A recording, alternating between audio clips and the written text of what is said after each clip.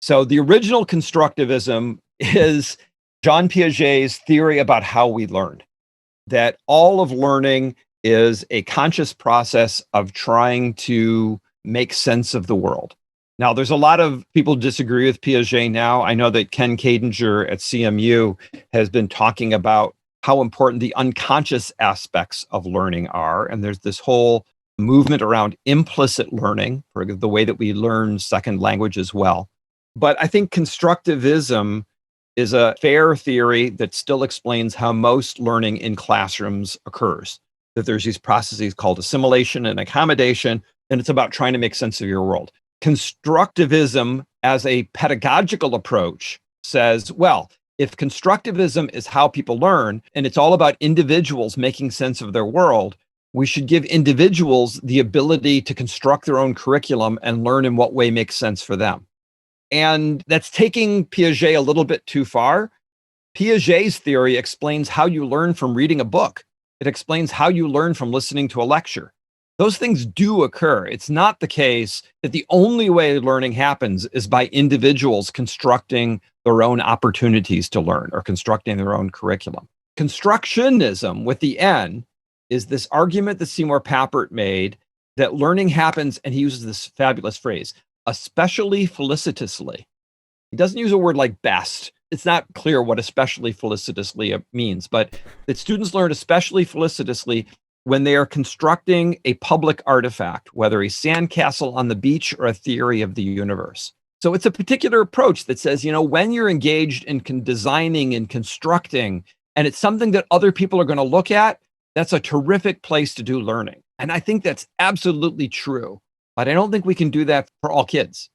So then how do you situate or apply understandings within an educational setting? Because I agree with you, it wouldn't make sense to have everybody, let's say, build a rocket, like an actual rocket to go to the moon. But you could engage in simulations and whatnot to actually construct something like that. But then something more abstract, you might only be able to engage in dialogue about more heavy topics like genocide. You clearly wouldn't want people to apply something related to that, but you want to engage in a discussion and learn from it.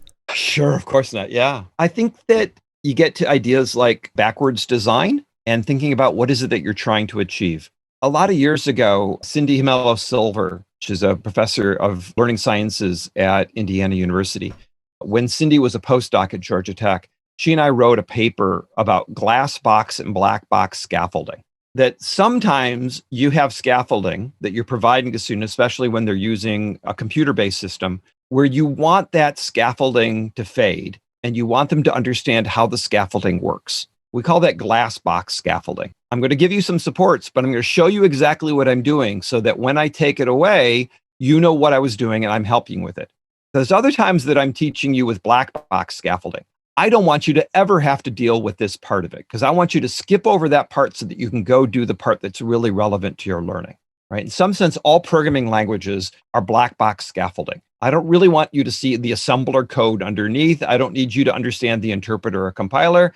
I just want you to be able to do the thing like using Sonic Pi for learning about music composition, right? I don't want you to know how Sonic Pi works. It's black box scaffolding.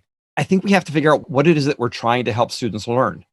Building a rocket to the moon is such a fabulous activity for kids who are interested in STEM, but not all kids are interested in STEM. If I want to grow up to be a playwright, you making me build a rocket to the moon is going to be this painful activity.